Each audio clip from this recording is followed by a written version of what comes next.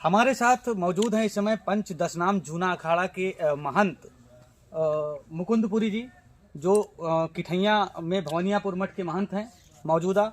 और ये बाराबंकी में पड़ता है, लखनऊ की राजधानी से एकदम सटा हुआ जिला है।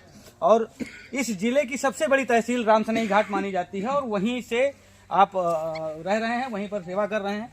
महाराज जी से मैं धर्म पे चर्चा करना चाहूँगी। महाराज जी, एक चीज समझ में नहीं आई कि जिन लोगों को निमंत्रण भेजा जा रहा है वो लोग वापस कर रहे हैं जी, लेकिन जिनको वास्तव में आना चाहिए, जिनको बुलाना चाहिए, उन लोगों को भेजा नहीं जा रहा है। इस पर आपकी क्या प्रतिक्रिया है?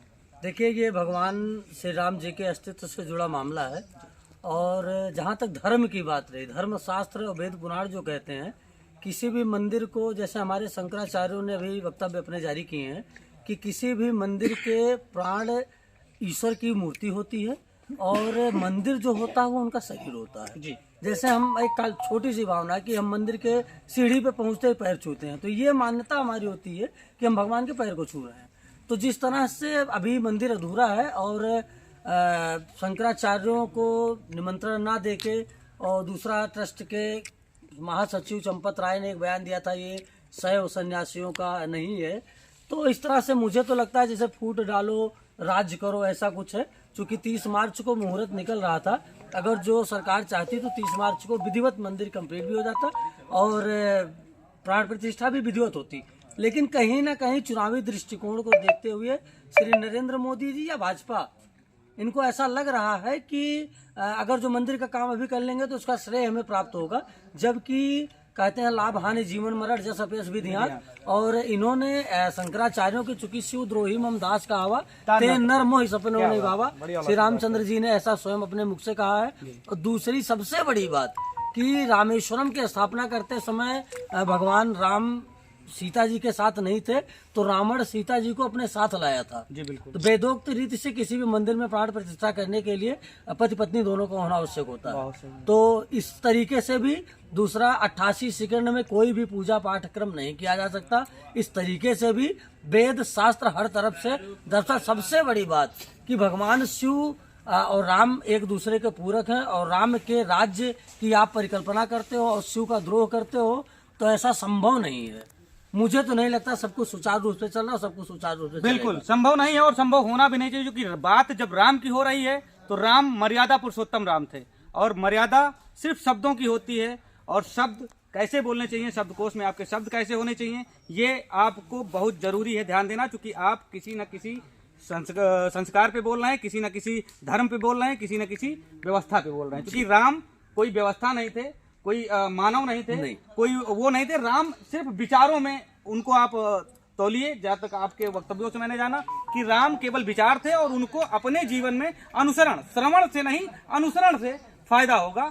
इस पर महाराज जी का अपना जो दायित्व है वो आपने बताया। दूसरा मैं आपको एक चीज और बताऊं, जैसे मैं शैव संप्रदाय से हूँ, मैं नागा सन्यासी हूँ और श्री पंच दशनाम जूना अखाड़ा का सदस्य हूँ। शंकराचार्य हम लोगों के बाप होते हैं जी। तो एक पिता को त्याग करके कोई पुत्र अलग नहीं जा सकता, बिल्कुल नहीं जा सकता। और मैंने एक शिव भक्त ने ये प्रतिज्ञा ले रखी है कि मैं तब तक खड़ा रहूंगा जब तक मैं आने वाला था इस पे, क्योंकि मैं आपको बताने वाला था। महाराज जी ने खुद ही डाल दी ये बात कि महाराज जी ने खड़े, देखिए महाराज जी, मैं दिखाना चाहूंगा आपको कि महाराज जी के पैर कितने स्वेलिंग आ गई है, और ये खड़े होकर के ये तपस्या कर रहे हैं। और इसके पीछे क्या राज है महाराज जी? दो राज। एक, भारत जब राम राज्य की हम परिकल्पना कर रहे हैं तो राम राज्य तभी हो सकता है जब पूर्ण राज्य सनातन का हो, सब हिंदू हो जी। अच्छा, दूसरी सबसे बड़ी बात कि हमारे विपक्ष में बोलते हैं कि हम अल्पसंख्यक हैं। अल्प मतलब होता बहुत कम, तो जो कम है उसको हम महत्व दे करके भारत को हिंदू राष्ट्र घोषित क्यों नहीं कर रहे हैं? बिल्कुल। अगर जो नहीं कर रहे हैं और राम राज्य की परिकल्पना कर रहे हैं तो ये हमारा सोचना गलत है।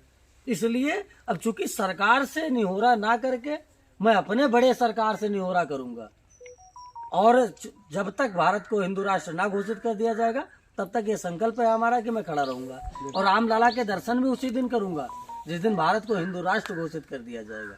ये मेरा प्रण है, बाकी ईश्वर की मर्जी। महाराज जी का ये प्रण है कि जब तक हिंदू राष्ट्र घोषित नहीं हो जाएगा तब तक मैं श्री राम भगवान के दर्शन करने अयोध्या नहीं जाऊंगा।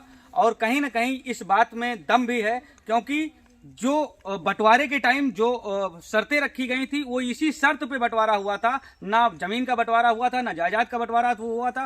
बंटवारा सिर्फ और सिर्फ हिंदू और मुस्लिम का हुआ था कि हिंदू हिंदुस्तान में रहेगा और मुस्लिम पाकिस्तान में रहेगा। ये मैं नहीं कह रहा हूं, ये अंबेडकर की लिखी हुई उनकी जीवनी पर जो किताब उन्होंने अपने हाथ से लिखी थी ये वो कह रही है। तो कहीं ना कहीं सरकारों को न्यू पर ध्यान देना चाहिए और बंटवारा जिस लिए हुआ था उस पर कहीं ना कहीं ध्यान देना चाहिए। बाकी तो सब अनर्गल है। धन्यवाद।